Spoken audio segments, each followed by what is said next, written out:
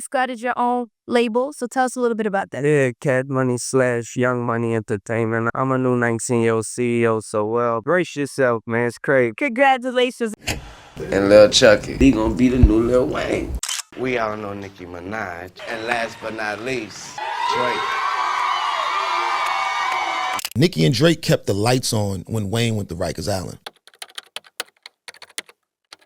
Amazing role models like our handsome, dashing president. I have a lot of, let's just say, feminine male fans. They want to be Barbies too, and it's only right that I give them a name. So I gave them a name. Harajuku Ken Barbie.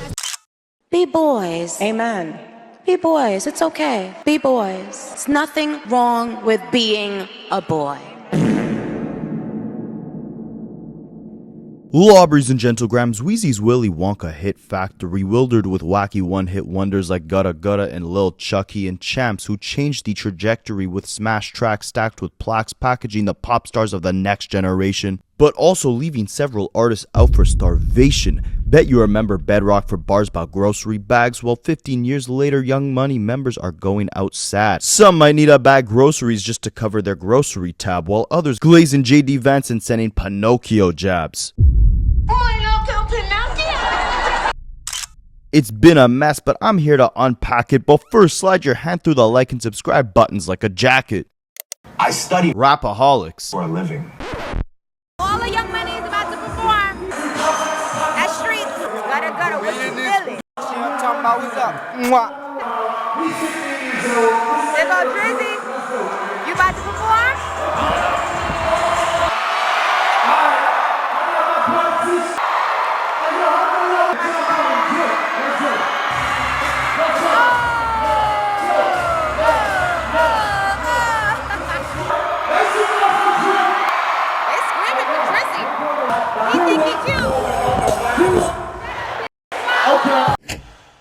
Now, Lawbreeze and Gentlegrams, at the time that I'm recording this, it is the 16th anniversary to the day of the We Are Young Money compilation album. At the time that this album came out, Lil Wayne was on top of the world. Everything he touched turned to gold. And he had just touched all of his Young Money members. And thanks to that cosign, Young Money as a collective now had 2 top 10 hits running the winter with Bedrock and Every Girl in the World. If you were following Wayne back in these times, then you remember this iconic cover with what seemed to be the future of hip-hop. An array of diverse talent, ranging from Harlem battle rappers, West Coast club music makers putting limes in the coconuts, Lil Wayne's childhood friend who came fresh out of Kroger's.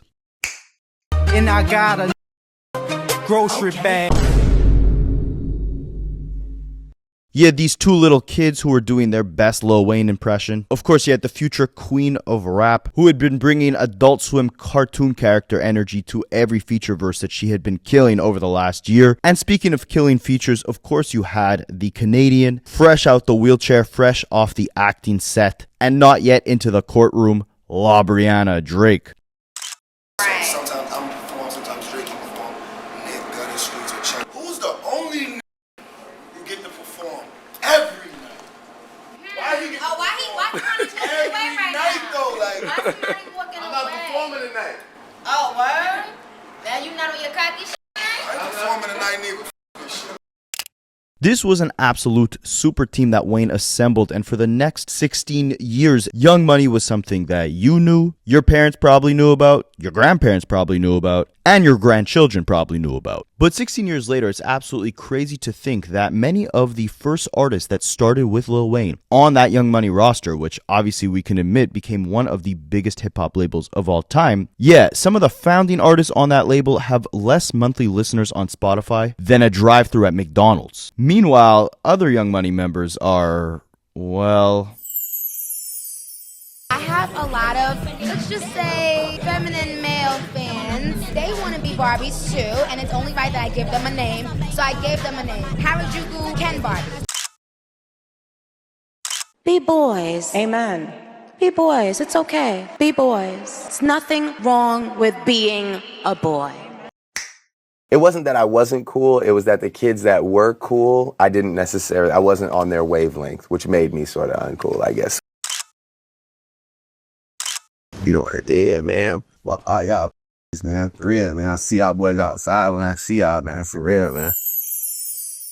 Hey, Lawbreeze and Gentlegrams, just stepping in here to say, before you watch this video, I made an absolute movie covering the entire history behind 50 Cent and Diddy. In my opinion, it's one of my best videos, and I spent a lot of time on it. So when you're done watching this video, or maybe you just want to ditch this video, you can go check out that Diddy 51. It's a crazy one. You'll see a link for it in the description of this video, or right on the top right-hand corner of the screen right here. Appreciate you, love you guys. Now back to the video.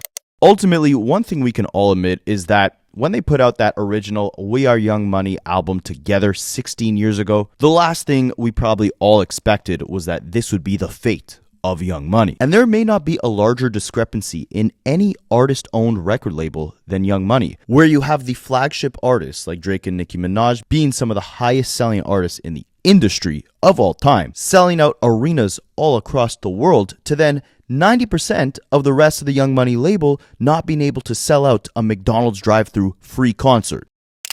Those 3 Big Macs are for me.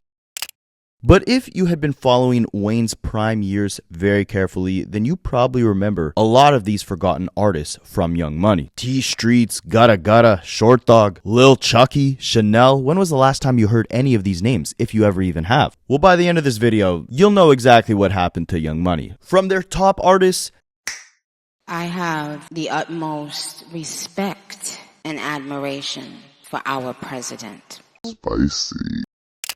to artists that you maybe never even heard a song from. I want and I can't my sister. Huh? This is the fate of Young Money.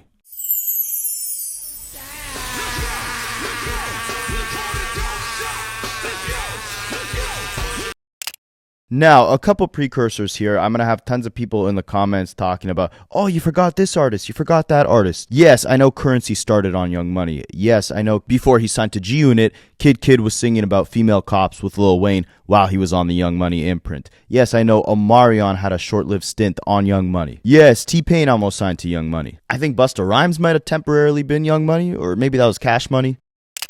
Kevin Gates, funny enough, almost signed to Young Money, and he'll come up later in this video, stay tuned. But ultimately, we're not going to cover every single artist who might have stepped foot in the Young Money door. We're going to predominantly cover the main 10 or 11 Young Money members who were on that We Are Young Money album cover. And the easiest way to understand Young Money's fate is to actually take it all the way back to Lil Wayne's childhood, where he met and signed the first few artists off of Young Money.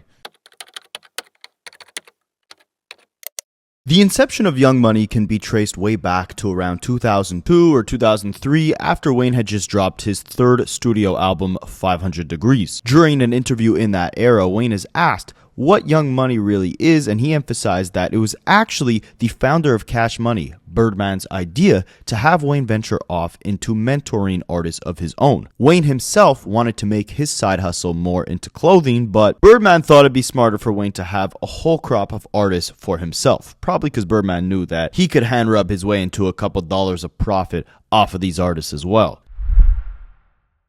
I got a new label, Young Money Entertainment.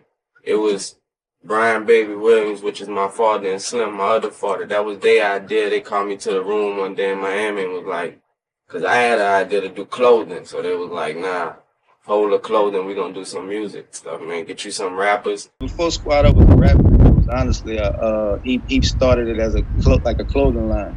So right. Just like on some squad shit. So we got squad shit tatted on our knuckles when we was kids. Now, these were actually very pivotal years in Wayne's career for several different reasons. Number one, this was around the time when the Hot Boys had split up, making Wayne the flagship artist of Cash Money. Wayne had been around Cash Money for basically a decade at this point, since he was 11, but it was always either BG or Juvenile who had the spotlight. Wayne kind of played a backup. But now with all the other members gone, the group completely dismembered. It was Wayne's time to shine as a solo artist, but that's also probably why Birdman had encouraged him to get his own roster of artists and get Young Money rolling, because they no longer had a group, a collective to go off of. The Hot Boys was done. It was also a very pivotal period in Wayne's career, because this is around the era when he found out that his favorite rapper Jay-Z didn't write his bars down. So Wayne completely redesigned his creative process. And with the remaining 10,000 bars that he had written down in a notepad. He rapped them all on a single mixtape. You can literally hear him ripping out papers as he finishes rapping the lines on those papers during the recording of these different songs. And that was the last time after he finished all these bars that he ever wrote something down again. That mixtape was called Squad Up 7. And if you guys are unfamiliar with Squad Up, they're a group that pretty much ran in tandem with Young Money. And they really represent the backbone of this pivotal developmental era within Wayne's career. I want to shout out the whole squad, Mario, Jay, Fifi, T-Red, Lamar, my mom, everybody else, you heard me, rest in peace, Rabbit. Do your thing. I have my own company now called Young Money Entertainment. So all my artists on there. I got Gudda Gudda, he's the solo artist. I got the Fly Boys. I got M-Zone, that's another duo group. I got an R&B cat do his thing, and I got Concrete Streets, that's me and another dude. It's a lot of duos, and I never noticed that, but yeah. Back when Wayne was in high school, he met an individual by the name of Young Yo. Young Yo had a brother named Super Blanco. Super Blanco ended up becoming Wayne's road manager in the early 2000s, right around the time where he begins developing Young Money. So he brings Super Blanco and Young Yo out on the tours he's doing, which at the time were Nelly's Nellyville tour and the Rough Riders tour with DMX. And while they're on that tour, everyone is mistaking Super Blanco and Young Yo for being rappers, just because they're rolling with Wayne and they have the same aesthetic. We was just a squad, you know what I'm saying? Squad Up. It wasn't no record company. It wasn't it was just a gang. Baby start seeing that, and Baby was like, y'all dudes look better than some of these rap groups I see out here, and y'all ain't even rappers. Like, y'all close together, y'all look together, y'all stay mature, y'all stay up. Now make them rappers. Around this time, a lot of rumors are circulating that Gilly the Kid is actually ghostwriting for Lil Wayne, but in reality, these guys will tell you, and Wayne will tell you himself, that he was actually ghostwriting the bars for his childhood friend, Young Yo, and his road manager, Super Blanco, since A, he thought they looked like rappers, so he was encouraging them to rap, and B, he was starting Young Money, so he needed some rappers to get the ball rolling. And this is where both Young Money and Squad Up initially started right around the same time. It all started with Squad Up, it was me and Fee. I was doing behind the scenes. Wayne wrote my first rap ever. It was me, my brother, and Wayne. We was on the Nellyville tour. It might have been the Rough Rider tour. People used to be like, man, y'all look like rappers, y'all look like rappers. They used to think we was rappers because we just looked like, we had big old 5XTs, Jabos, fresh Reeboks. We just looked like another part of the Hot Boys, you dig what I'm saying? So Wayne popped in his head, we gonna come back to New Orleans, and we just did a mixtape.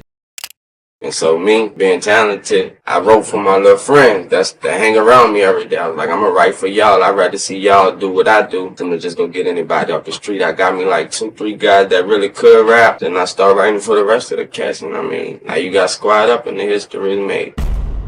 Now, as far as the other members of Squad Up, aside from Young Yo, Super Blanco, and Lil Wayne himself, you also had Kid, Raw Dizzy, Fee Banks, who handled the business side of things, as well as Kid, T Streets, and Gudda Gudda. Now, the last three names, as you probably know, would go on to become some of the founding members of Young Money, but it didn't exactly work that way. See, Squad Up never actually signed to Young Money. At the beginning, back in 2003, Wayne was talking about it like Squad Up and Young Money were the same collective, but Birdman had different plans. You started your own label, so tell us a little bit about that. Yeah, Cat Money / Young Money Entertainment. I'm a new 19-year-old CEO, so brace yourself, man. It's crazy. Congratulations. I heard it's an album dropping at that label, but you're a member of the crew. Tell me about it. Yeah, the group is called Squad Up. I am a member of the group. It's gonna be like Pac and the Outlaws, man, not M&D12 for leader. Ooh, wow. Now it's kind of crazy he was dissing Eminem and D12 back in the day. This is right after Eminem just released the Eminem show, don't forget, and Wayne is only 19 here. But Wayne's work with the squad would end up laying the foundation for the crazy mixtape run that he would go on, because together as a collective, the squad released 7 different independent mixtapes, and they were gearing up to drop their major label debut album on, of course, Cash Money, the home of Lil Wayne. But Birdman at the time actually thought that the rest of the Squad Up members weren't necessarily developed enough as artists to be worthy investments of Cash Money actually releasing their music. Plus, Wayne is getting hotter and hotter as a solo artist. Pushing all 7 members of the squad doesn't necessarily make sense. Wayne releases Carter 1. Meanwhile, the rest of the squad members split from Wayne. They released their own album called Reloaded around the exact same time that Wayne released the Carter 1, and at the same time, they are now dissing Lil Wayne. Yes, Gudda Gudda, T Streets, all of them in around 2004 start going back and forth with Wayne, and Wayne professes they are no longer Young Money. Young Money Entertainment is mine. Oh, okay. I'm talking about these little guys, Oh, squad up. whoever they are. Yeah, super black, we got squad up in the building. Yeah, I'm a boss, Lil Wayne. It wasn't really a breakup with Cash Money, it was a breakup with Weezy Week. The process was moving a little bit too slow for us. We impatient. Now, the squad members on their own would go on a little run, even getting a deal with Def Jam, but by 2006, they ended up facing some legal issues which led to accounts being froze, investigations being led, and pivotal members of the group being locked up, including the head of the group, Super Blanco. And that's when he told the rest of the Squad Up group members who weren't necessarily implicated in the legal drama that, look, I can't really do anything for you at this point, but if you want your career to keep going, make amends with Lil Wayne and go click back up with him. The feds hit us out there right before we were supposed to drop our second album. So a lot of that come from my hands tied. So that's how I'm like, if Wayne gonna f with you, you and you know what I'm saying? Go do that. I can't do nothing for y'all right now. You dig what I'm saying? So that's how Gudda, Nut, and a lot of them went back to fucking with Wayne. Now, before Gudda Gudda and Kid Kid would eventually make their way back onto Young Money, Wayne started building up the label to become an actual legitimate imprint. When he was talking back in 2002 that the Squad Up members were a part of Young Money wasn't even officially registered as a legitimate company by that point in time. We know this because once Wayne would eventually sue Cash Money for $50 million because he wasn't paid for Young Money's profits from Drake, Nicki Minaj, Tyga, and his own music, that lawsuit would go into detail about the history of Young Money, how it was conceived, and the exact structure between the label and Cash Money. Birdman had a hand in it from the jump, and it almost slipped through his hand-rubbing fingers, and this is probably why Birdman had the authority to begin with to not put the green light on that Squad Up album, which would eventually cause them, of course, to split up from Wayne. See, Young Money would only officially exist as a legal business on February 20th, 2003, when Lil Wayne and Cash Money signed a written agreement to create Young Money as a joint venture record label. Under that 2003 Young Money label agreement, the profits were to be split 51% to Cash Money and 49% to Lil Wayne. And ownership of all the Young Money recordings, the copyrights, and the intellectual property were also split the same way. 51% to Cash Money, 49% to Weezy Wee. Now, you could see why after having the success that Young Money had, these were significant profits and masters that Lil Wayne was missing out on. But F all that, where it got tricky initially, long before Wayne sued them in 2015, it actually came in 2005 when Lil Wayne officially ended his 1998 contract with Cash Money. See, when Wayne signed in 1998, it was a 4-album deal. After releasing the Carter 1, that was the 4th album. So he was now basically a free agent to go shop around to new labels or to re-up with Cash Money. At the time, he's going through some disputes with Cash Money, and he was extremely close to taking his talents over to Jay-Z's label, even calling himself a rock boy back in like late 2004. Cash Money made that thing. I did that as long as I could do it. I'm a Def Jam artist now, man. So next time you see me, I'm gonna be with the boy Jay-Z, you understand me? Wayne was damn near saying he was Rockefeller, and then it just went left. The truth is, after I had a meeting with Wayne, after that, I think we received a letter at our office for like torturous interference, and it just all went from there. But I think I would rather lose that situation and do the right thing than the opposite. Because I think I could have signed him. I could have signed him and then told him after. But I did the right thing, and I'm cool with that decision.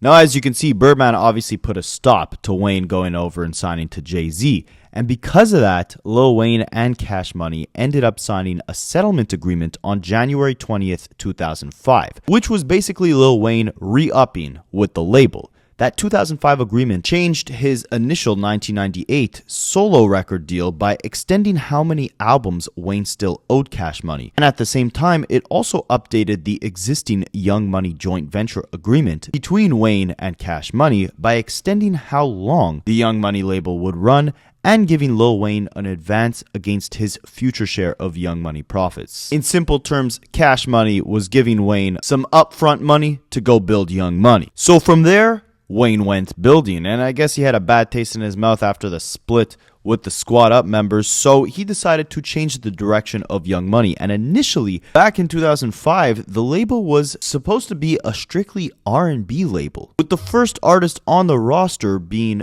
Real, the guy who was singing the hook on Lil Wayne's song Miss My Dogs. I got my own label, Young Money Records, which is only an R&B label. And I got my first artist from off that label on my album also. And what's that artist? His name Real, R-E-A-L. So for the rest of 2005, Wayne would continue building up the Young Money roster. And similarly to the Squad Up members, the early Young Money days were formed by a lot of Wayne's childhood friends. Specifically, Currency, Cortez Bryant, and Mack Maine all went to the same middle school as Lil Wayne. So Currency and Mack were the first runners-up. As far as my rappers, man, when I look for rappers, I don't look for the hottest spitter, who could spit the best and nothing like that. I look for what I like, something that's gonna make somebody pay attention. Currency, his style's so different, so unorthodox, it make you pay attention. And Maine, his appearance doesn't even look like he can make you think he can rap. And when he spit, he can spit, and that's enough for me. And Real, he just so hood with a voice like an angel. And once he open his mouth, that's it. Now, Mack Maine claims that him and Lil Wayne had known each other since they were 5 years old. The secondary school that they all attended together was actually called Eleanor Mack Maine Secondary School. So you can see where Mack Maine got his stage name. Now, Mack Maine himself started rapping in around 2003. He placed 16th place out of 1,000 contestants in a freestyle battle that was hosted by MTV. Then in 2004, he saw more success when he performed backstage. I don't know how backstage is possible at the BET Awards with Cassidy. A backstage performance, I don't know what the hell that is, but apparently that was enough to get Lil Wayne to sign his childhood friend. Cash Money also had an artist by the name of Boo, who you guys might recognize off the remix to Jay-Z and R. Kelly song Fiesta. He ended up moving from Cash Money onto Young Money, and altogether, Mack Maine, Boo, Currency, and Weezy F, they put out the first Young Money project a month after Wayne re-signed his deal with Cash Money in February 2005. Young Money Volume 1.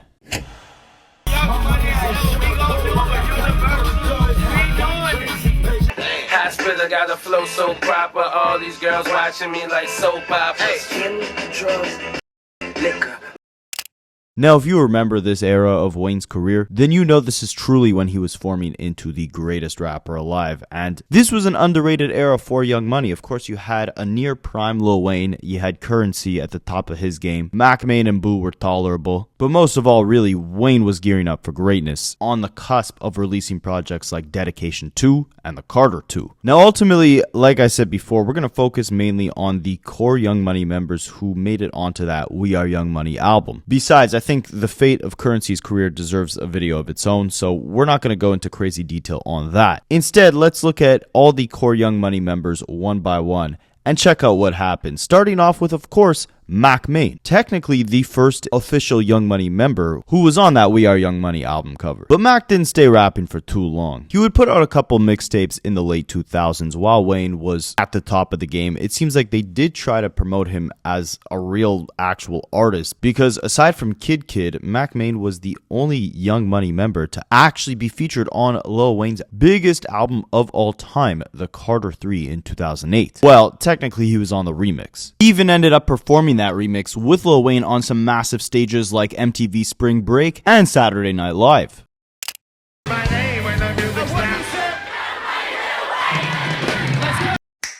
But ultimately, that verse and that look didn't really do much for Mack Maine, but his next verse on a Lil Wayne song would be what absolutely put Mack Maine on the map. And that was for all the wrong reasons. Probably the worst aging line of all time. It came on the song Every Girl in the World, which was the first official posse cut from the new Young Money. The Young Money the world would grow to know and love. The Young Money that Wayne put all his attention to when he was at the height of his own commercial success. Y'all already know we got Drizzy Drake, we got Jae Millz, we got Gudda Gudda, we got T, streets bang bang. We got Lil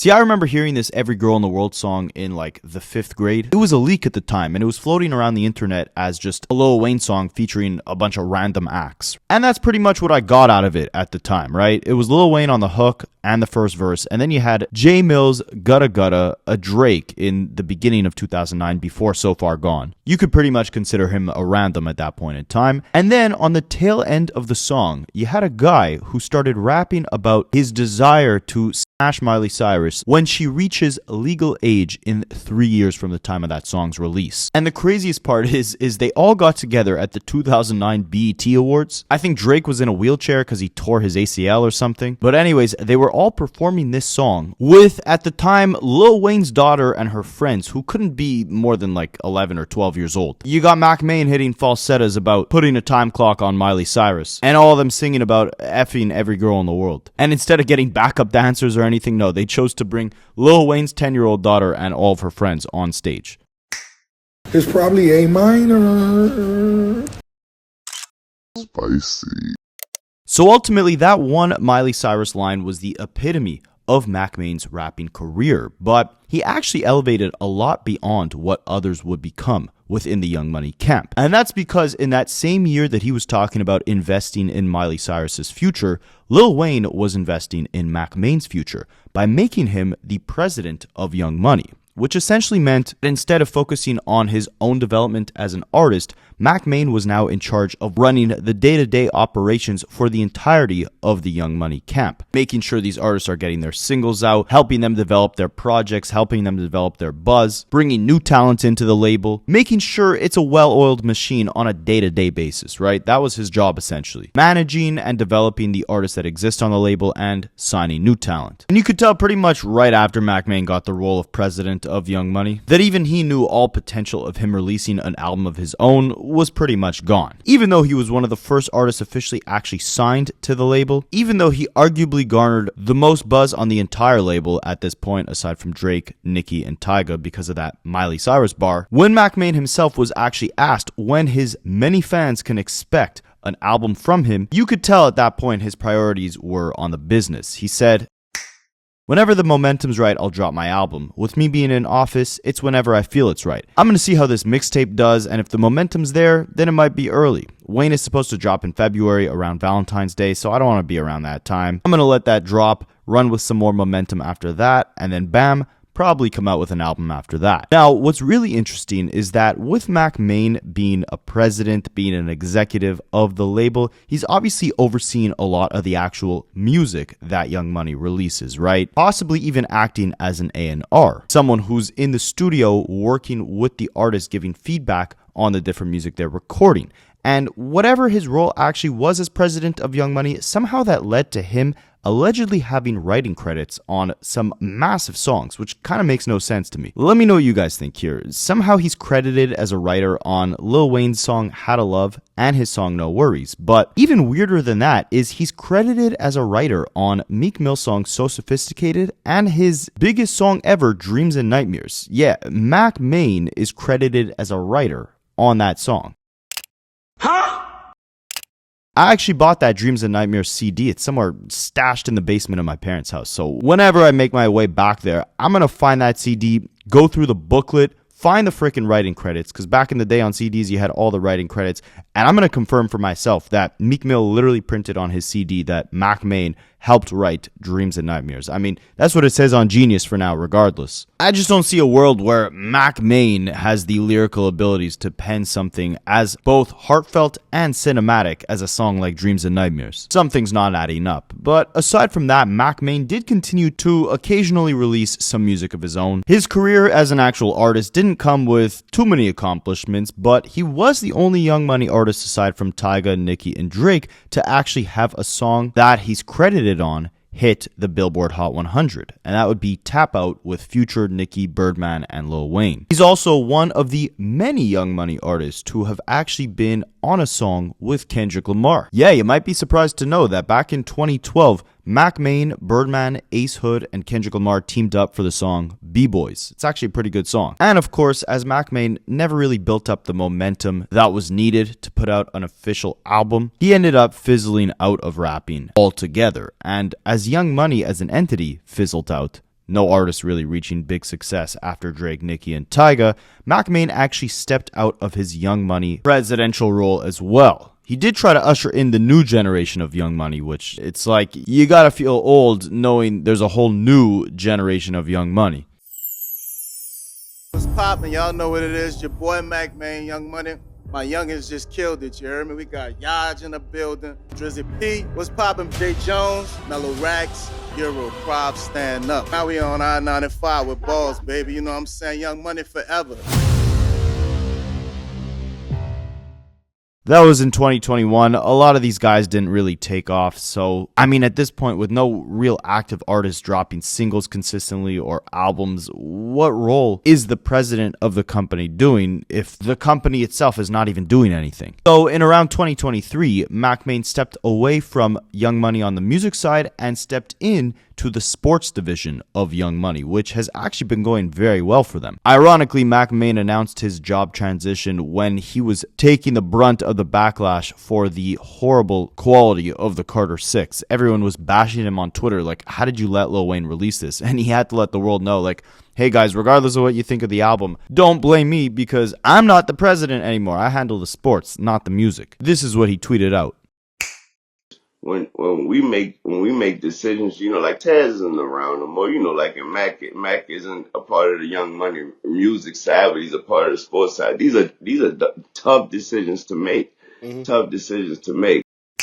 And yeah, on a little side note, Young Money, they now have a full-service sports agency offering 360-degree career management from contract negotiations to brand building, wealth strategy, long-term legacies, and they actually have a successful roster here. They just signed Travis Hunter off the Jaguars, Arian Smith off the Jets. They work with athletes across the NFL, NBA, and they even have a soccer division. So this is where Mack Maine in 2025 spends most of his days. And while Mack Maine has kind of left the music side of things, one artist who was around just as long as Mack Maine but still remains a rapper on Young Money to this day, as crazy and as long as it's been, it's none other than Gudda Gudda. Like I told you guys before, Gudda Gudda was an original member of Lil Wayne's original group, Squad Up, and him and Wayne actually initially met at a dice game in New Orleans when Lil Wayne was around 15 years old in 1998. They had a little dice game going. So I started shooting dice with him. That's how me and him really like formally met each other. Like I knew him in passing because he would always come through the neighborhood with Mario. But that night, that was the night I met him formally, like through a dice game. Wayne had told Gudda Gudda he should rap because of all the stuff he had gone through as a child. And that's exactly what Gunna did. He got in the booth and he wrote a rap and then spit it for Wayne. And what did Wayne do? He laughed. He decided he wanted to do a record label. You know, when he decided that, he came at me. He was like, why you don't rap? I mean, why you don't rap, man? You got a lot to talk about. You've been through a lot. Why you don't rap about it? And I mean, I thought about it, and I wrote my first couple raps. Sat down with him, spit the raps to him, and you know, the nigga was smiling while I was rapping at him. Like, it was like 3 pages of raps. I ain't know how to construct pause. I ain't know nothing. I just wrote 3 pages of raps. You know, I spit it to him, and you know, as I was spitting it to him, I looked at him while I was spitting it to him, and the nigga started laughing. You know what I mean? I thought he was, you know, he thought my shit was whack. It's pretty prophetic for how the rest of Gudda Gudda's career would go, that it all started off with his boss, his mentor, Lil Wayne, rapping at him, since at this point in Gudda's career, he is most known for a line that made the entire world laugh. And I got a grocery bag.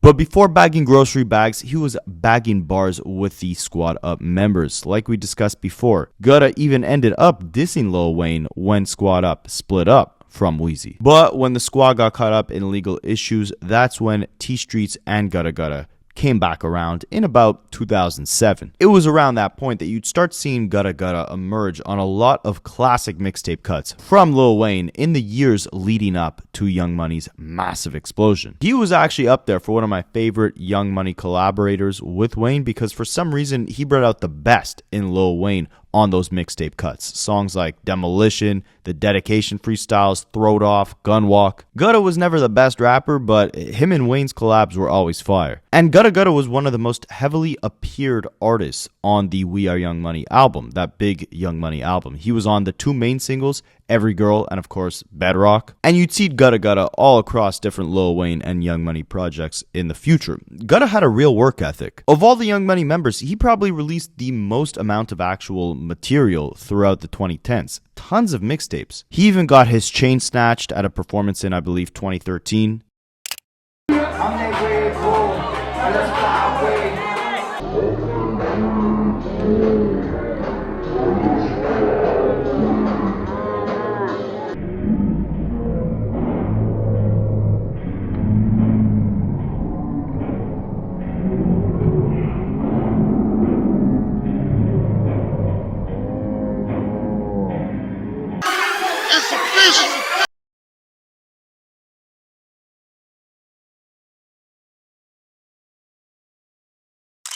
And by 2014, Gudda Gudda had actually formed a group with fellow Louisiana natives Flo and none other than Kevin Gates. This was before Kevin Gates blew up. He was actually being managed by Young Money, by Fee Banks, the same guy who was involved on the business side of things for Squad Up when Gudda Gudda and Lil Wayne were trying to build that whole thing up. And ultimately, Kevin Gates was about to sign to Young Money, but didn't end up doing it. But again, him, Gudda Gudda, and the rapper Flo all formed a group together and put out a couple tracks. Now, while Kevin Gates might have seen some success on his own, Gudda Gudda didn't see too much success on his own. However, he ultimately never left Wayne's side. Him and Wayne have been collaborating for the last 10 years, even doing a song as recent as 2021, the song NFL. And he even joined Lil Wayne on his Carter 6 2025 Arena Tour, where he performs his iconic grocery bags line every single night.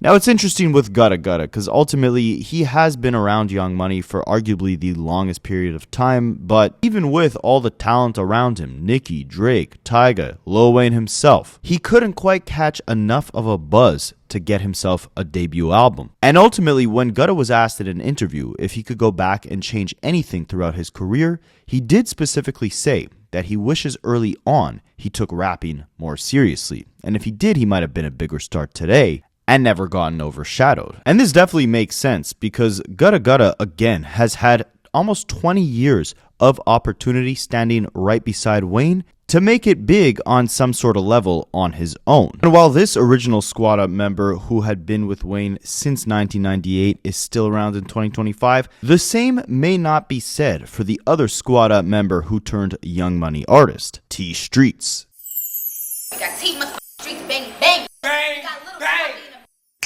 Most of you guys probably don't know T Streets. He was on the cover art of the We Are Young Money album, and I think he's got maybe like 20 to 30 seconds worth of rapping time on that entire project. He wasn't on any of the big singles. He was on all 7 Squad Up mixtapes back in the day in 2003. But by 2009, he seemed more like, Wayne's childhood friend that was just along for the ride rather than a serious rapper trying to pursue a real career. In 2009, Wayne did take all these Young Money artists on tour with him, the America's Most Wanted tour. And growing up following Young Money in the early days, the thing I remember T Streets the most for was him kind of acting crazy backstage at one of these concerts.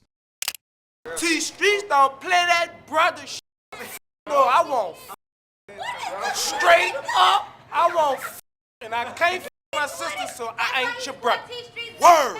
We're coming to Canada, and Drizzy Drake is gonna set it the off. I know Drizzy Drake, nigga, Jimmy. Y'all know who the Jimmy, you think all y'all that used to love the grassy. Jimmy with his pretty ass, no homo. You know him, the cute motherfucker red nigga. Now with T Streets, I'd say the biggest moment or the most eyeballs he ever had on him throughout his entire career came when he was featured on Lil Wayne's 2010 album I'm Not a Human Being on the song Hold Up. This song was placed right at the beginning of the album tracklist, and this was an album that was released right when Wayne was about to be released from an 8-month prison bid at the height of his career. So the hype for that album was big, to say the least. But what's absolutely insane is even a verse on that big project is not enough to allot T Streets more than 11 monthly listeners on Spotify in 2025. Yes, 11. And I mean, to this day, like, T Streets online is basically a ghost. This segment of the video should be titled The Myth of T Streets. His last post on Instagram was over 200 weeks ago. It was him promoting his friend's new song, no promotion of his own music. He was spotted at Lil Wayne's 40th birthday party, rocking a little bit of a new look with the dreads, the beard. This was in 2022. And the last song I could find from him was also from 2022. It was a posse cut with a bunch of New Orleans artists, including the original Young Money member, Currency, and D1, and they were basically flipping Dr. Dre's Still Dre. T Streets has a verse on this. This is the last verse I could find from him that exists on the internet. It's about 4 years old at this point. Ready Park chain gang, T Streets bang bang, Young Money squad up, still get money.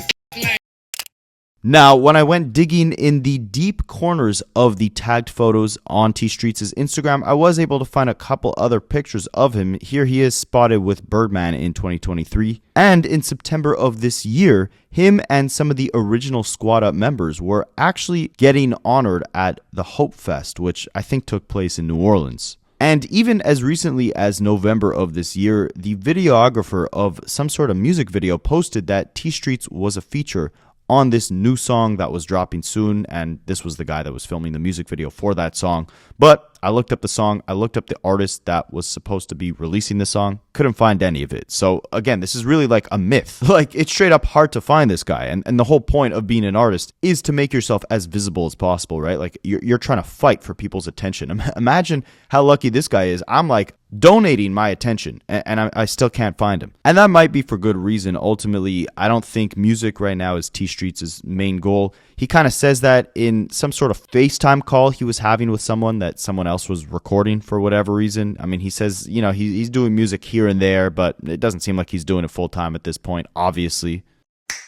I ain't see you in a minute. Yeah, it's been a long time. I was telling last time I saw you, I think we was in Ohio when the squad was popping. Y'all was on top of the world. Y'all was on top of the world then with that shit. So you already know, bro. You still f***ing with it? You still f***ing with the music? Off and on, man. Okay. What's up with Gudda Gudda? In and out. What's up with Double G? Shit. Double G doing this thing. He's still in it. He's still putting shit out. And if you look on his Instagram, I'm not going to show pictures here, but it does look like T Streets also has a couple of kids. He almost has as many kids as he does monthly listeners on Spotify at this point in 2025. And now someone who has also never amassed many Spotify listeners, but is actually one of the most active Young Money members to this day in 2025 is Lil Twist. And this guy has one of the most interesting and most random stories of any Young Money member. This is an interesting one, you guys. Man, Twist, what you laughing at, man? How you get that? You get that? You understood that? You sucking on over that fight? Can't want to. Oh, yeah, Twist. 15. So if you guys were following Young Money, you probably remember the fact that Lil Twist was a kid when he signed to Young Money. He was born in 1993, signed to Young Money in around 2008, 2009. He was in the A Milli music video, and he would have been around 14 or 15 when he actually signed the dotted line. But Lil Twist was actually rapping before that. See, Lil Twist, he grew up in Dallas, Texas, and he dropped his first mixtape at the age of 10 years old in 2004. And what's crazy is it's a mixtape that is now somehow selling for $150 on eBay. Who the hell is buying this? Now, on this tape, Lil Twist had a song called Texas Twist, which ended up blowing up heavily on Dallas radio at the time. Again, he's from Dallas, so they got some people to spin it on the radio. This got him a couple industry connections. Do the Texas Twist, just like this. And those industry connections got him backstage to a Young Jeezy show in his hometown of Dallas. And at the time, Lil Wayne was opening up for that show. That is where Lil Twist met Lil Wayne's manager Cortez Bryant, and ultimately the rest is history.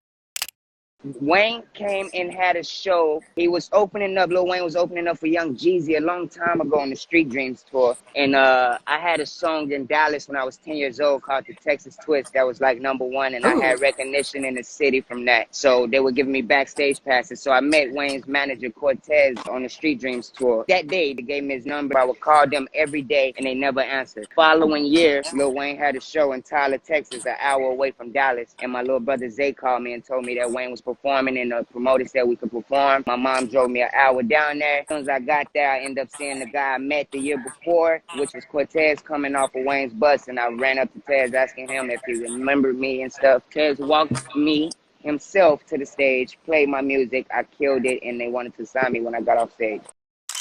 Now, once he signed to Young Money, Lil Twist was always kind of marketed for kids, right? He had this like family-friendly type of rapping style. He wasn't cursing or anything. He had that song with Lil Chuckee on the Young Money album, Girl, I Got You, one of the tackiest songs I've ever heard in my life. But he did accomplish some cool things back in the day. Lil Twist was known for teaching Lil Wayne how to live stream way back in 2010, before Twitch ever existed. Back then, they were using Ustream. Mac, don't call. You should be here. You with Gina, drinking on beer. I don't freestyle, so don't expect this. Shit to be fly. Just kiss my ass. No homo. This is not a motherfucker. I don't freestyle. Just don't freestyle. Let's go back to the twap. Twap. Twap. Oh, and I make it rain.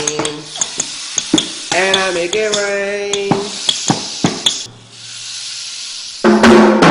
My name is Wayne, hey, I bring the rain, hey, my name is Wayne, hey, I bring the rain. I said right now, I'm with Twist in the garage band. We about to crank it up. What? Lil Twist even says that he was the one who introduced Lil Wayne to the internet in general. Like, Lil Wayne didn't know how to use the internet before Lil Twist came around.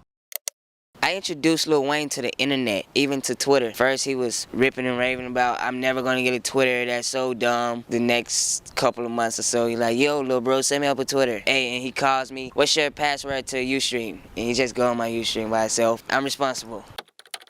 Now, back in the day, Lil Wayne wasn't the only industry connection that Lil Twist had. He was also really good friends with Justin Bieber. You could even see Justin Bieber celebrating Lil Twist's 17th birthday with him back in 2010. Now, probably the craziest accomplishment Lil Twist had in his career is the fact that he was on one of the best XXL freshman classes of all time, 2011.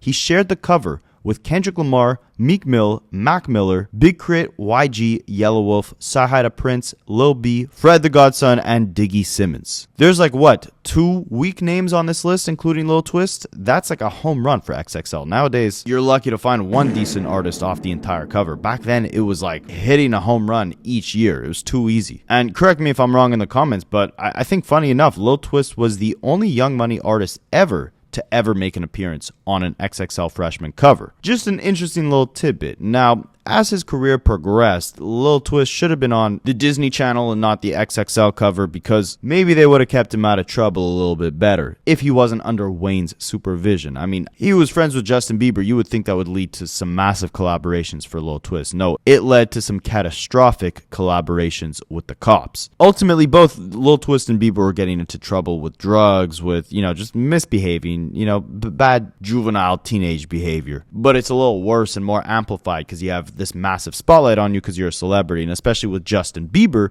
he was this huge pop star with a squeaky clean image. So his team told Lil Twist, like, hey, you're a rapper, you're with Lil Wayne, you catching a little weed charge, you catching a little DUI, a drug charge, that's not going to destroy your reputation or your image or your ability to sell records. But it will destroy Justin Bieber's ability to sell to these little kids, right? It's probably A minor. So, if you really love Justin, take the charge for him, let him clear his reputation. And I mean, for you, again, it won't really matter, right? Like your boss, Lil Wayne, he just did 8 months in Rikers Island. That only made people more anticipated to hear his music. You'll probably follow a similar path. So, that's what Lil Twist claims he did. He took a lot of charges, a lot of slack, a lot of heat for Justin Bieber. And because of that, and because they were close friends getting into trouble together, TMZ, the media outlets, they were always kind of trying to paint the picture that Lil Twist was just this absolutely awful influence on Justin. Because, again, they were both doing the bad stuff, but Lil Twist was taking the charges. So he was catching all the heat. And at one point back in 2014, this even got Lil Wayne to start raging at Justin Bieber's manager at the time, Scooter Braun, for Scooter trying to convince Justin to get away from Lil Twist. Anything you gotta say when you see it said in face, and if you do happen to say it in face, I ain't gonna make you eat them words. I'm gonna put them bitches on your tombstone. But yeah, this did lead to some legal trouble for Twist. In July of 2013, he was arrested for a DUI in Calabasas. He was driving Justin Bieber's Fisker Karma, going 60 to 70 in a 30 zone. He was also arrested a few years later and charged with making criminal threats, burglary, grand theft, battery, and 2 counts of assault with a deadly weapon in March 2015. This was after Lil Twist and 4 others assaulted the Disney actor Kyle Massey from Cory in the House and Kyle Massey's brother, Christopher Massey. For the crime, Lil Twist spent about 7.5 weeks in jail, and I just kind of find it interesting because Justin Bieber, if you look at his Instagram, he's posting videos every other day with Kyle Massey. This is the same guy that Lil Twist beat up while Lil Twist was taking all these charges legally for Justin Bieber, right? Something is off here. And while Lil Wayne was defending Lil Twist against Justin Bieber's manager, it didn't seem like he was defending Lil Twist in those office buildings when Lil Twist was fighting to get his album out, because throughout the years, we never actually got more than a couple loose singles or mixtapes from Lil Twist. But meanwhile, throughout at least the early 2010s, when Young Money was at its peak, Lil Twist kept teasing different release dates for a debut album called Don't Get It Twisted. But by October of 2014, he absolutely went off on his quote-unquote management, which you know who was the president of Young Money at this time, right? And he was basically saying, like, he has the worst management team out there. That's word for word what he says. He can't get an answer on when he's allowed to actually release music, but he has tons of music to release. But ultimately, even amidst all the drama, the controversies, and the album pushbacks, even though Lil Twist never ended up making a massive mainstream major label debut album, it does seem like he's figured out his career and his path over the last few years, because he would continue releasing singles and tapes for the next, 15 years. I mean, the guy is 32 right now, guys. I think he signed with Young Money at, what did I say, 15 years old? So over the years, he's carved out a pretty decent lane for himself. I mean, number one, he's now a main role in the reality TV show Growing Up Hip Hop. Number two, he's still rolling with Wayne all the time, even introducing Lil Wayne to Twitch and doing live streams with him like they're back in 2010. Twisted, nah. W in the chat for Twist's pants right now, huh? This man is twisting, took the man's shawl or something off his damn couch and made pants out of him. Man, they said W pants, man. Like win, like W, man. I was, now that is something new. That is brand new. I'm done. See, that's what they make you think it just old, bro. W. Nigga said W pants. Nigga said W chat. I'm W-A-Y-E. W-A-Y-N-E. Weezer. And best of all, even without an album, Lil Twist has somehow garnered himself up a catalog that is entertaining enough to enable him to go out on the road with Lil Wayne and do a mini solo set in between each one of Lil Wayne's performances on his Carter 6 tour. And it's pretty impressive that he's keeping these crowds engaged. I mean, keep in mind, each of these arenas seats around 15,000 people.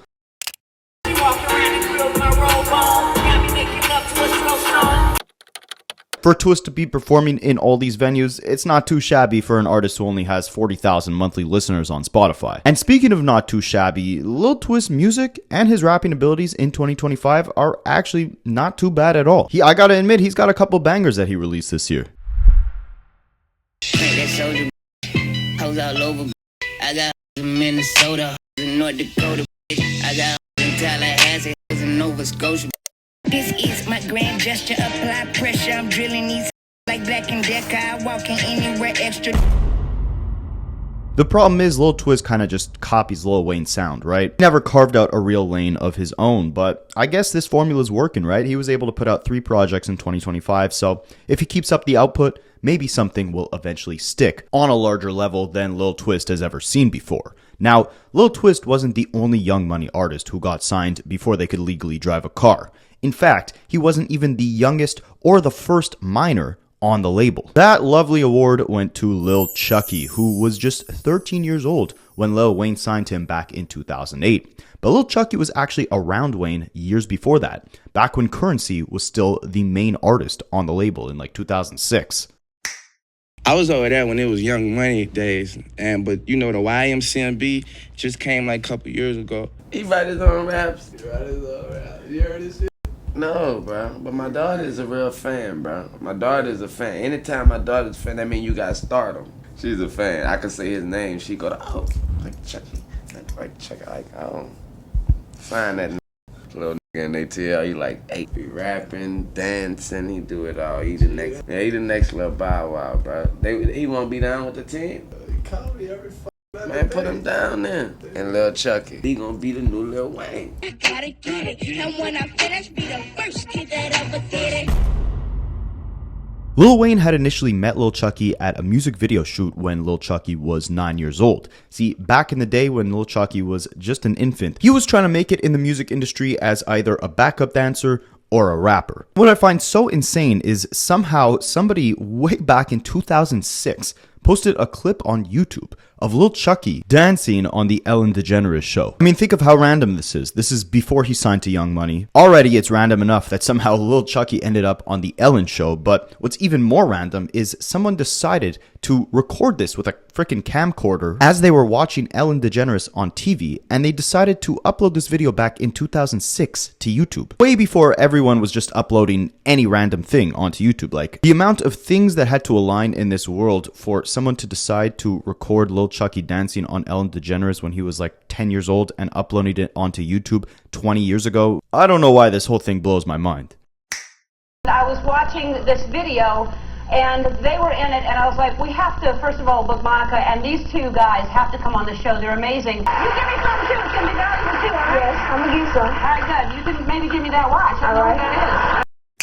Now, as far as Lil Chuckee's career, he was on that song with Lil Twist off the Young Money album. That was probably the biggest look that he had in his entire career, aside from, running around the mansion in the Bedrock music video. Lil Chuckee, like a lot of his Young Money counterparts, also put out several mixtapes throughout the 2010s, but failed to generate a real buzz. Wayne gave him another big look in 2013 when Lil Chuckee had his own solo song on Lil Wayne's mixtape, Dedication 5. It was called Before Tune Gets Back. And similar to Gudda Gudda, Lil Chuckee was also collaborating with Kevin Gates before Kevin Gates blew up when he was debating on signing to Young Money. This was in 2012, and Kevin Gates absolutely killed the hook of this song. That's the only good thing I could say about the track, really. Money all on this floor, coming out of her clothes, going up and down on this. Let's go.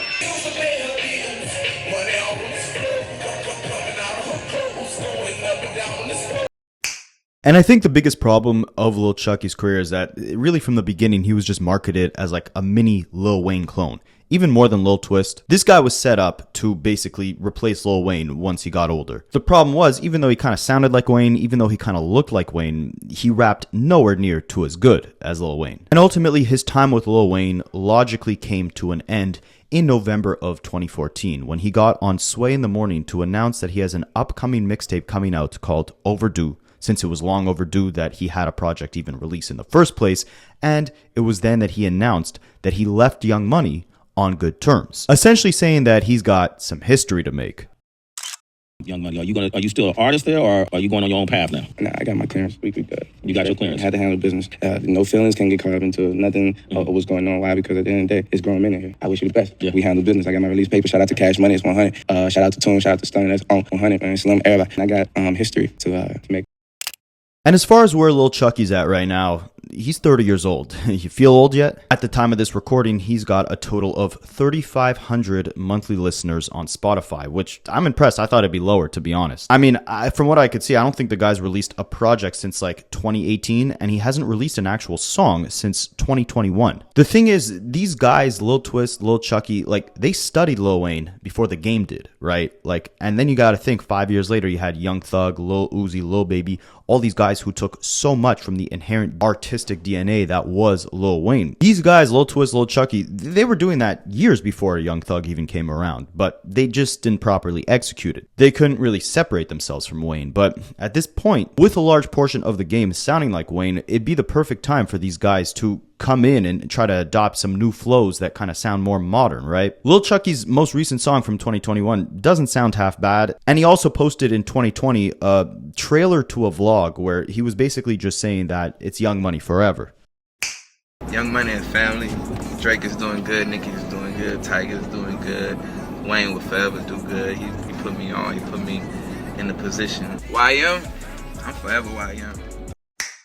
But man, trying to come up with this video, like, it is super hard to find the music of a lot of these artists. Like, if they want any sort of career, they really got to get better at social media to get their visibility up. I mean, Lil Twist is doing it, right? Like, he's filming freestyles, posting them to Instagram every day. I'm sure his monthly listeners have been going up over the last few months. But as far as Lil Chuckee goes, I mean, he deleted all his Instagram posts. His profile picture on Instagram is just a black circle. He deactivated his Twitter. He hasn't released any music in the last 4 years. I mean, maybe this guy is trying to, get a real job, and at this point he's trying to erase his digital footprint, right? Maybe that's why you can't find him anywhere. Or maybe my research skills just aren't good enough. But someone who's definitely not trying to erase their digital footprint and is still actively pursuing a career in music, even though it might not be her own solo career, is none other than Shannel, aka SNL. This is the only singer off of the Young Money Collective from 2009. And as far as how she got started in the music industry, she says, "My journey started as a dancer, choreographer, and that opened doors for me to be able to write for the artists that I was dancing and choreographing for. Then that opened the opportunity for me to be a featured vocalist on certain artists' songs because I was writing so amazingly." So she first made a name for herself by actually penning tracks for artists like Neo, Jennifer Hudson, Danity Kane. She was dancing for them, doing choreography for them, and she also danced in the Leather So Soft music video in 2006, which was Lil Wayne and Birdman's song. This is the first time that Lil Wayne met Shannel, and she says he initially actually recruited her to do a rock project together. Well, Young Money was an idea that Wayne had while we were working on some other stuff. We were doing a project that was like heavily rock influenced called Bada Grasshoppers. And some of those songs got leaked during that time, but we never finished the project. This was before Rebirth, around 2007, 2008, and I guess that's why most of their collaborations were more rock focused. I mean, Shannel actually wrote the hook for the song Prom Queen, the lead single to Wayne's rock album Rebirth, and her only song on the Young Money compilation album was a rock song with Lil Wayne called Play in My Band. She also had a couple other features on Wayne's rock album Rebirth. I work with the most talented woman I know. Her name is Shannel. We call her Miss Shannel around here. She's the Young Money princess. She wrote Prom Queen. She got the song Playing My Band popping on the tour. Enjoy the show. I gotta get to what I'm doing. She's amazing.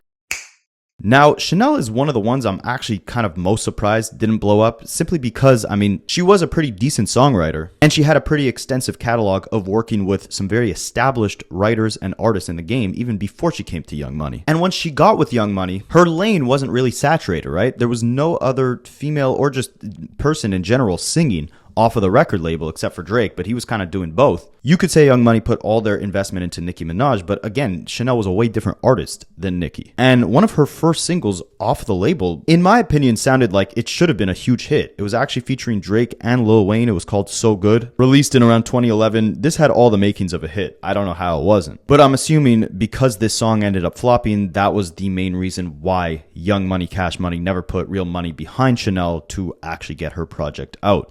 And she had said that she was frustrated not being able to put a project out. And looking back on her career, Shannel would ultimately express that she thinks what she probably did wrong was not having her own team and was relying too much on the major label to do all the heavy lifting of actually turning her into a star. And I mean, that makes sense if you look at Drake and Nicki, right? Like, they both came in with their own separate management teams. They had already been working on their craft, developing their fan bases as a solo act for several years before they started making music with Lil Wayne. So it wasn't like they were necessarily standing behind Wayne's shadows or relying on him or the major label system that Young Money was a part of for too much. They kind of created their own buzz and then had the major label just kind of add fuel to the fire, if that makes sense. And Shannel had echoed this sentiment. In an interview, she said, "The label is like a mass machine, right? And then you're going to filter through this mass machine. But you need this pump that's going to pump you through this mass machine. You can't ask the mass machine to move you through. They just do this all day. So you need this pump that is going to get you through this machine." And that's what it is, right? You have to think of it like one big filter, right? There's 10 different Young Money artists. You got to create your own buzz, and then the mass machine is able to take you to that next level. But the mass machine is not going to invest in you if you haven't already done the groundwork to build a little bit of a core fan base to prove that you're a worthy investment. Now, Shannel never officially announced that she had left the Young Money label, but it's pretty obvious that she went the independent route. I mean, if you look at her YouTube page, she hasn't posted any music in 2020 of her own, but that doesn't necessarily mean that she's not in the industry. As far as significant releases from Shannel, you had the 88 Keys mixtape with Zaytoven, the producer, back in 2016. But as far as 2025, it actually seems like she's pivoted careers and become more of an artistic director and choreographer for different artists who are out on tour. If you look at her Instagram, even as recently as a couple weeks ago, she was doing some choreography and design for concerts for different artists like Jagged Edge, Honcho, and Lil TJ. Hey, I am Shannel, and I am the choreographer and artistic director. Ooh, fans should look forward to a spiced up version of Jagged Edge. Now, just like Shannel leaving Young Money to take her talents to another field within music, going from solo singer to choreographer, we also saw another Young Money artist change lanes within the music industry once they left Young Money, and that would be Jae Millz. I showed you what a problem is. Running your wig, I had a doctor telling you it's gonna be hard to live. Jae Millz came in the game as a battle rapper, so it's only right that he left Young Money as a battle rapper as well. He got his first big look long before signing to YMCMB when he was battling Ines on Diddy's show, making of the band in around 2004. Jae Millz is like a freestyle legend on the streets right now. I want him to go head to head with one of our cats. We chose Ness to battle. He's gonna represent the bad boy making of the band family. We gonna see how it goes. After this big break, aside from some other big battles, Jae Millz started to pursue his own solo career as a real artist, not just a battle rapper. He signed a deal with Warner Brothers, then he signed a deal with UMG, he dropped a couple singles, he even had a song on NBA 2K Live in 2006 called Streets Melting, and throughout his time in the industry, he ended up meeting Lil Wayne at different events like Memorial Day Weekend or All-Star Weekend, so they built a bit of a relationship, a bit of a rapport, and throughout this time, Jae Millz was having trouble really getting traction with his singles, right? Really catching a buzz. It's hard for battle rappers to make that transition into making, full-fledged songs that can resonate on a large-scale level. So what he ended up doing was one of his songs that he wanted to extend the shelf life of. It already featured Jadakiss. Jae Millz decided to do a remix of it, and he asked Wayne to hop on it. The song was called Bring It Back. And according to Millz, Wayne came to the studio and did the song on the spot.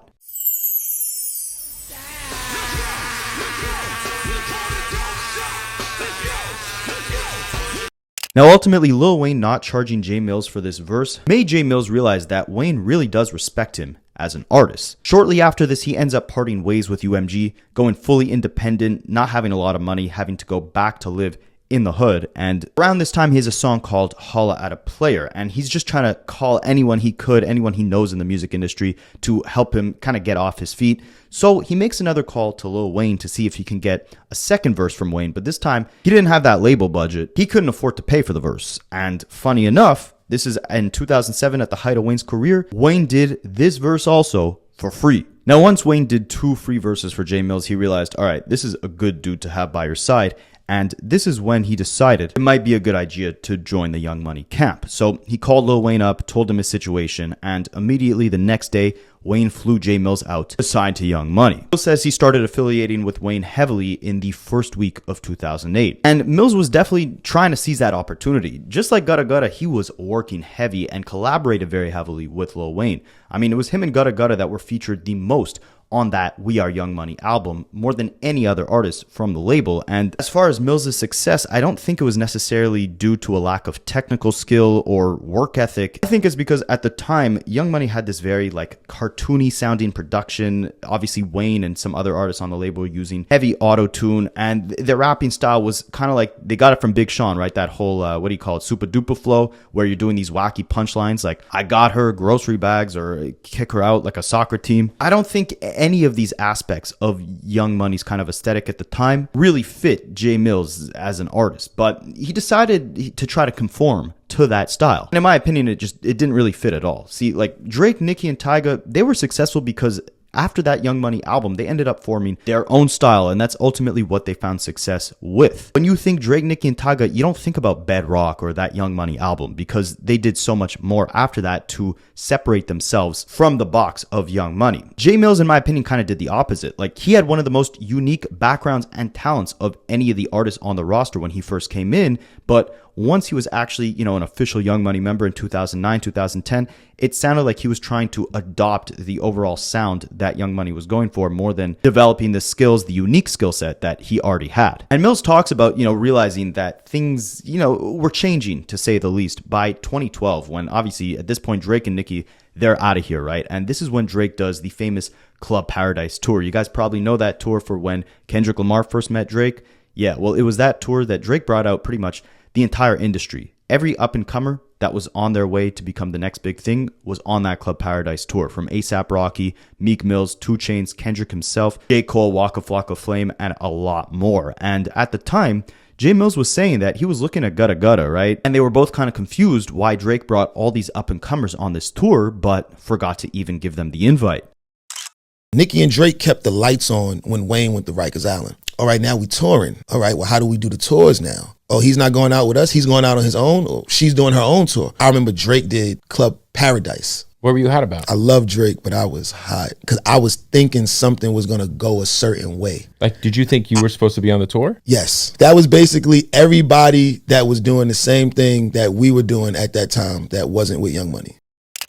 Now, in my opinion, the best thing to come out of Jae Millz' tenure at Young Money was the fact that he told Lil Wayne to respond to Jay-Z after Jay-Z dissed him on the song Ham with Kanye West. Jay-Z was basically saying Lil Wayne and Birdman don't even have as much money as his wife Beyonce does. So Lil Wayne came back on the song It's Good and said, I'll kidnap Beyonce. And Jae Millz said that Lil Wayne played this verse for everybody in the studio, and Millz was the only one in the booth that told Lil Wayne he should actually release this record. Everyone else was like, what the hell are you doing? But of course, the battle rapper in Jae Millz was like, no, you gotta respond. Now, ultimately, Jae Millz' time at Young Money would come with several singles, several mixtapes, but like many of the other members, no actual official album. So he was smart enough to leave the label before all buzz and all hope was lost. He left in 2017 on very positive terms, announcing the split at the height of the new year, posting on his Instagram saying, at this point, I think it's time for me to start the next chapter of my book.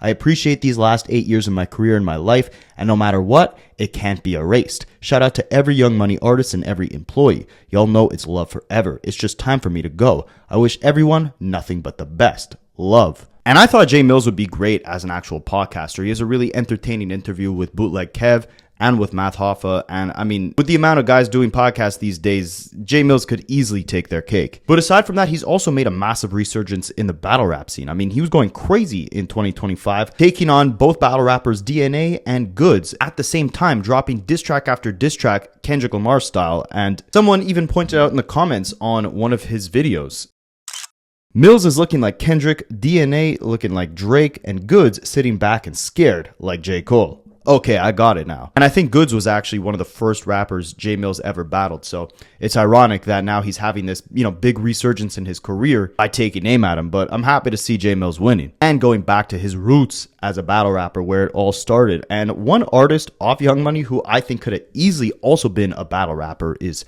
Cory Gunz. So I messed up here, and remember how I said Lil Twist was the only Young Money member to be on the XXL freshman cover? No, the first Young Money member who was technically not Young Money at the time, but who made it onto the freshman cover was Cory Gunz way back in 2009. Cory's father, Peter Gunz, had good success rapping in the 90s, and Cory followed suit at a very young age. He signed to Def Jam when he was just 14 years old, and it was actually Jay-Z who had signed him, since Jay-Z was at the time the president of Def Jam. And Lil Wayne had heard Cory Gunz' music when he was on Def Jam and wanted to sign him. So on his promo tour in New York City for the Carter 2 in 2005, he actually stopped by the Def Jam offices and was looking specifically for Cory Gunz. But once he realized in that office that Jay-Z was the one who had signed Cory to Def Jam, he didn't want to step on Jay's toes. So instead, he actually laid down a verse for one of Cory Gunz' songs. And just like he did with Jae Millz, he also gave Cory this verse for free. Now, the song came out in 2006. It's called I Gotcha, and this is how Cory and Lil Wayne built their relationship. Now, as the years progressed, Cory developed a connection not just with Wayne, but also Wayne's other Young Money artists, specifically Tyga. See, in January 2008, Lil Wayne sends Cory Gunz a beat to hop on. That beat would be none other than the legendary, iconic A Milli. And if you guys know the lore behind Young Money, then you know that the original leaked version of A Milli that got leaked onto the internet in March of 2008, before it was an official single, it featured a verse from Cory Gunz and a different verse from Lil Wayne, different than the one that was actually on the final version. So yeah, Cory was actually sent the song at the beginning of 2008, and he thinks he's going to be the only one on the song. Then he realizes that Lil Wayne was planning to release the song on his own with no features, but when he's in the studio with Tyga tells him that he also recorded a verse for A Milli. And then Cory had realized that Wayne's plan was initially to make A Milli a skit on the Carter 3, similar to how he had Fly In, Fly Out on the Carter 2. A Milli was just going to be placed in different skits all across the tracklist of the Carter 3 with different Young Money members rapping on it. So imagine A Milli was never just a full-fledged single for the Carter 3, and instead it was just like these freestyles that Wayne would do with Cory Gunz or with Tyga or with different Young Money members throughout the tracklist. It would definitely be way different.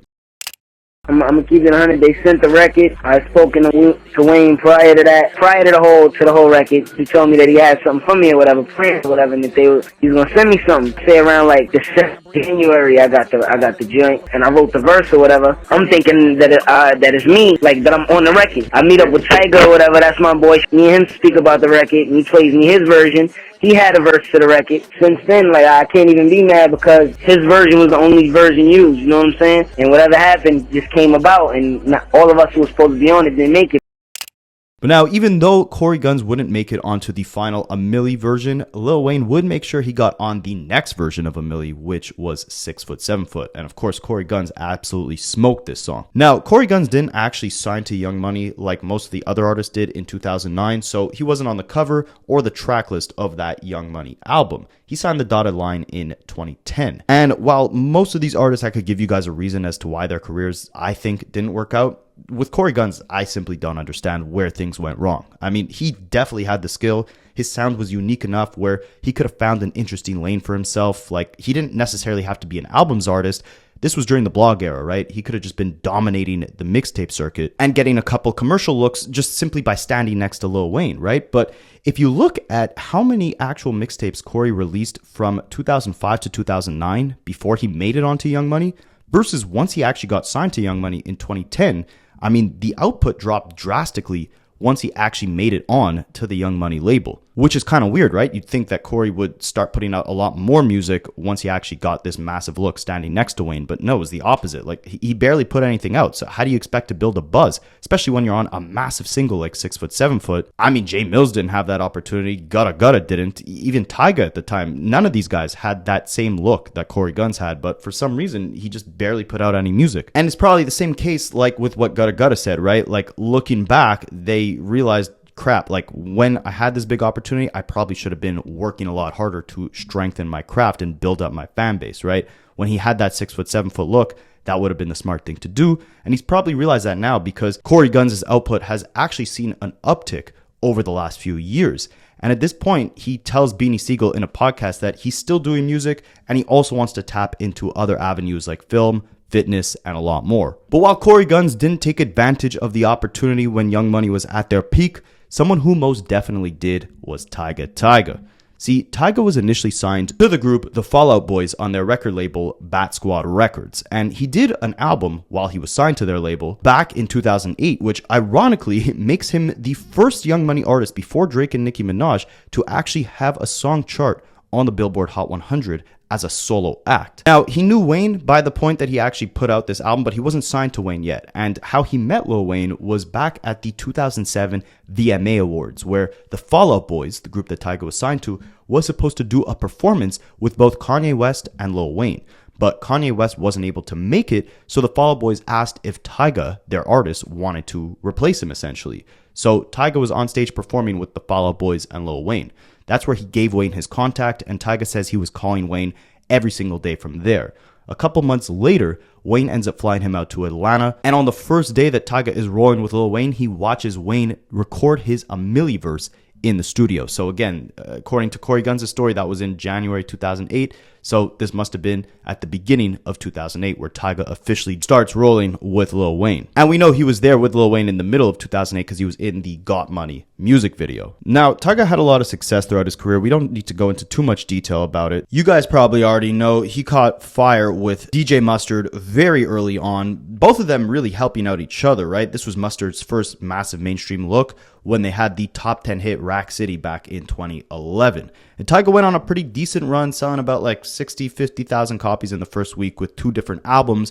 But by the end of 2014, he was gearing up to drop his 3rd album and was having a little trouble doing so. See, the singles weren't sticking. He was more known at this point in time for dating Kylie Jenner than for his actual music. And because of that, Young Money was basically shelving his album. They weren't allowing it to come out. So one day in late 2014, he gets on Twitter and starts going off on Young Money, saying, "The gold album's been done. My label's holding me hostage, so I can't release nothing. I might just leak it for my fans rather than letting the label make money off it." And someone asked Tyga, "But you're still signed to Young Money, right?" And he replied to them saying, "Not for long. The music industry is a devil's playground. I'm a man of God. Last Kings is what I built and the only thing I rep. Ain't no one man go stay in the same spot forever. That's a sucker.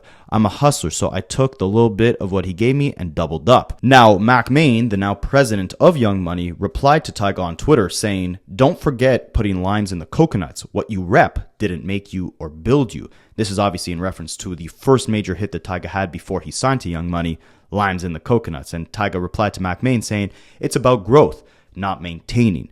And it's crazy because it was around this time when Young Money completely basically fell apart in my eyes. Like, this was 4 days after Lil Twist called out his management, that Tyga then calls out Young Money as an entity. And then 2 months after that, Lil Wayne says he wants off of Cash Money and nothing to do with them. So, you know, the whole label is kind of separating at this point. And Tyga makes it clear in an interview in this same era that they were never really this one big happy family that the world maybe thought they were during the Bedrock days. He did an interview with Vibe magazine where they ask him, "Is Young Money a part of the creative process on your new album?" Tyga says, "Nah, I tend to distance myself from them." So they ask him, "Are you trying to break out onto your own?" "Yeah, I'm trying to go independent. I don't really get along with Drake. I don't really get along with Nicki." "Why not?" Well, Tyga says, "I don't like Drake as a person. He's just fake to me. I like his music. You know what I'm saying? I think his music is good, but we're all different people. We were forced together, and it was kind of like we were forcing relationships together. It is what it is. But I've been friends with Chris Brown for like 6 years. That's my real genuine friend. We hang out all the time. He lives up the street from me. So we don't just do music, we also hang. I think being signed to Young Money, everyone felt like they had to force a relationship because Wayne put us together. At the end of the day, the reason why I signed to Young Money is because of Wayne. Not because of Drake, not because of Nicki. It was because of Wayne and my relationship with him. I try to be cool with everybody, but sometimes everybody just has different personalities, motives, and different characters. When you realize that, you realize that's not a place where you want to continue to grow." And ultimately, Tyga might have made the right move because he did continue to grow. I mean, him and Drake squashed this beef. Him and Nicki squashed this beef. I think he ended up going on tour with her years later. And in 2025, he's actually back on tour with none other than his Young Money founder and boss, Lil Wayne. See, Tyga has done a couple successful tours on his own throughout the years. He even live streams now. He even started Korn on OF, if you know what I mean. He, to this day, has over 20 million monthly listeners on Spotify, multiple hits almost every single year, and still, again, a great relationship with Wayne in 2025. He's the opener for the Carter 6 tour in 2025, and every night they come out to do Bedrock with Gudda Gudda like back in the good old days. Now, out of all the artists on Young Money that actually attained superstardom, I would say Tyga ended up the most level-headed out of them all. And of course, who am I talking about besides Tyga? Well, I'm referencing the flagship artists of Young Money, two of the biggest musicians in history who are now making history for his and hers hysteria. Drake and Nicki Minaj. Lil Wayne first met Nicki Minaj back when Big Fendi, who created the Come Up DVD series, a legendary mixtape DVD platform in hip-hop that had different freestyles on it, different clips on it, he strategically put a clip of Nicki Minaj freestyling on a DVD right after Wayne was on that same DVD rapping as well. So basically, when he gave Lil Wayne the DVD and Lil Wayne was watching himself rap, the next rapper up on that same DVD was Nicki. So he was basically forced to hear her. And when he did, he immediately wanted to sign her. This was way back in early 2007 because Wayne has a song from April 2007 on his mixtape The Drought 3 called Upgrade You, where he raps, "We are Young Money, I'm the leader. He are Currency, Mack Maine, and T-Raw, and I just signed a chick named Nicki Minaj." So here he's obviously referencing Currency, Mack Maine. I believe T-Raw here is Tyga, but I don't think he signed Tyga way back in April of 2007. And of course he's saying here he just signed a chick named Nicki Minaj. Early beginning 2007. So she was one of the founding artists off of Young Money, but she didn't actually sign a contract until late 2009. Now, from late 2008 until early 2010, both Nicki Minaj and Gucci Mane had the same manager who was actually Waka Flocka Flame's mom, Deb Antony. So Nicki Minaj, because of that, was out in Atlanta where Deb and Waka and Gucci were, and so she collaborated with them heavily, and that's why everyone thought at the time she was signed to Gucci Mane's So Icy label, but that's not the case. She never actually was. And there's early footage from back in like 2008, before the Carter 3, where Nicki Minaj and Wayne are in the studio together, and Nicki announces that she's about to release her Sucker Free mixtape, which came out in April of 2008. The mixtape Sucker Free is coming out. It's gonna be crazy. The president was generous enough to grace my tape with his presence again. Over the next year, Nicki builds a massive buzz with several different mixtapes, but in my opinion, her real massive first mainstream look came from the Bedrock song, which released in November of 2009. Nicki easily, in my opinion, had the standout verse here and really capitalized on the moment, because right after this song came out, she hopped on tons of features. In early 2010, she murdered them all, and because of that, it was out of there for both her and for Drake, who did the same thing about a year before. He dropped So Far Gone, then went on a massive feature run. It was done. Now, I've done tons of videos on both Drake and Nicki, so I'm not going to get into too much detail about how their careers progressed throughout the 2010s, but as we're coming to the last few days of 2025, I just think it's interesting to note the year that Nicki had. I mean, this will be the first year since she came in the game in 2009 that she doesn't have a song on the Billboard Hot 100. And her fans were so dedicated to trying to get her one that they randomly started buying her old Drake collaboration, Up All Night, on iTunes, shooting it up to #1 on the iTunes chart, but that wasn't enough to get it to chart on the actual Billboard charts. So it looks like she'll have no record on the chart this year, but I can't help but think her antics have led her to the point where she's almost isolating herself from the industry. This being, again, her first year without a chart entry kind of speaks to the fact that, she's really pushing herself away from the legacy that she had built. I mean, she hasn't released any music this year, but instead she's been in multiple very nasty Twitter feuds, mostly that were all started by her, right? She attacked SZA on Twitter. She's been attacking Jay-Z, Meg Thee Stallion, and all of Rock Nation since like last year, viciously and obsessively. And even worse, she reignited her feud with Cardi B on the week of Cardi B's album release. And that beef heightened to the point where she ended up calling Cardi B's kid a monkey. This is like a 10-year-old kid? I don't even know. It's like absurd behavior. And aside from that, her fans were still ride or die. And you guys probably know a lot of the Barbs are part of the LGBTQ community. So a straw that officially broke the camel's back for a lot of her supporters came when she made a disastrous appearance on Turning Point USA, which is now a channel being run by Charlie Kirk's wife, Erica Kirk, after Charlie was assassinated. Now, Nicki came on the show and made the horrible mistake of referring to the Vice President J.D. Vance as an assassin, and the even crazier mistake of calling Donald Trump a beautiful man. Amazing role models like our handsome, dashing president. The assassin, J.D. Vance, our vice president. And when I say that,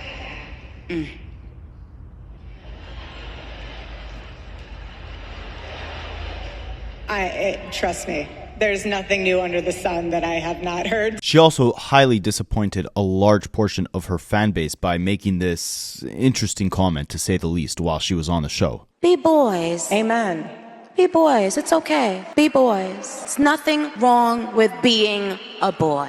And the irony of this entire mess is that when Charlie Kirk was alive, he was publicly stating that he thought Nicki Minaj's music was a horrible influence for the next generation. And now that he's no longer here, she's invited to speak on his show. The whole thing's an absolute mess. And speaking of mess, of course, talking about Young Money, we must mention the messiest Marilyn Monroe v. Ho. The by far biggest act to come out of the roster. Drake. Drake, of course, started in entertainment, not in music, but actually in acting, playing Jimmy on the Canadian show Degrassi. He came in the game a slightly nerdy, soft-spoken, simpy, and simple Canadian dude. And that's why we kind of clown him for transforming into this manufactured phony Montana mob boss at this point. But before he was into the mafia, he was into the MySpace. He was posting a bunch of his music on MySpace. He had about 2 mixtapes on there catching buzz at the same time that he's acting on this TV show. And the son of Jazz Prince, was scouting for music talent in an attempt to get in the music industry like his father with Rap-A-Lot Records, and that's when he found Drake's music on the app MySpace. And eventually, he was hoping he could count on his buddy Wayne to show his new artist Drake some support. So he showed Lil Wayne Drake's music, and at the time, this was when Wayne was gearing up to be in his peak, right? This is like 06, 07, the mixtape era, right before the Carter 3. And Wayne played a bit of Drake's music, tells Jay Prince, dude, this guy sucks. Don't ever play him for me again. Jazz Prince then claims that a couple months later, he threw a New Year's party in Houston and Wayne was there. The next day, they were going to the Jewelers in Houston. It was Jazz and Wayne in the car together. So he's like, you know what? We're in the whip right now. I might as well play more Drake's music and see if something catches his ear. And that's when it did. Jazz claims that he played a couple different Drake songs, one where Drake is rapping hardcore over a Lil Wayne beat, and one where he's more, sing-songy, all that type of jazz on the song Brand New. Apparently, Lil Wayne liked what he heard. The rest is history. They called up Drake, flew him out to Houston, met Lil Wayne, signed the dotted line just a couple months later, and boom, he's Young Money. Now, the timeline is a little musty on this whole thing, and I don't know why this is something I'm so fixated on, but I hate when timelines don't add up with obscure information. So as big as Drake became and as big as Lil Wayne is, no one has a clear actual date of when the two met in the first place. We know Drake was one of the later artists to sign to Young Money. When you're looking at that whole album cover of all the different artists, Drake might have been the last one to actually sign. But when did they meet in the first place? How long was Drake there with Wayne, studying him before he, started to take off in his own regard? Drake says that the date that he actually met Lil Wayne was November 18th. He told Complex, coincidentally, when I broke up with that girl, a week later, I went to Houston and met Lil Wayne, and that's where November 18th comes from. But the thing is, the story of how Wayne and Drake met gets confusing depending on who's actually telling it, right? So you have Drake who's saying it was November 18th that they met, but was that 2008? It couldn't have been, because Drake also has a song called From Florida with Love, where he details the fact that he was riding with Lil Wayne on the tour bus when Kobe Bryant came to pick up an iPod with the Carter 3 on it, and at the time the Carter 3 was unreleased. The Carter 3 came out in June of 2008. That's before November 2008. So maybe Drake and Lil Wayne met in November of 2007, but that wouldn't fully make sense either, because Jazz Prince was saying that he had a New Year's party and that's where he showed Wayne Drake's music, and that's when Wayne wanted to sign Drake. New Year's is several months after November, and Drake is saying it was November 18th. It also couldn't be November 2008 because Drake was in the A Milli music video with Lil Wayne in the background. So that was released in around August of 2008, which is, of course, before November 2008. So you see how no one's story aligns here, right? Like, how did Drake and Wayne actually meet? And when did that actually happen? We'll never know. But as far as how it happened, Drake said he was getting a haircut at his barbershop, and he gets a call from Wayne and couldn't believe that it was actually Lil Wayne calling him up to try and fly him out to Houston. Now, for a little while, Degrassi was still airing while Drake started gaining a big buzz by standing right next to Lil Wayne. Now, me personally, I never watched Degrassi, so I just remember vividly being in Canada and hearing them play Drake songs on the radio and being like, wow, we got a Canadian rapper who's singing and he's standing right next to Lil Wayne? Like, that's pretty cool. But this guy on Reddit had an interesting perspective because he knew Drake more for, playing the guy in the wheelchair on Degrassi than he did for actually making music, right? So it's kind of hard to separate the image and take an artist seriously when you know them as a whole different other persona. So he said, there was this small 6-month window where Drake's last few episodes were airing from Degrassi, but his music at the same time was also blowing up worldwide. And MTV made damn sure they capitalized off it, playing his videos, interviews, sometimes adding Degrassi clips. It was surreal. He was growing bigger every week, and that Sprite commercial made it official in my book. I was honestly happy to see my favorite character transition to a huge successful artist.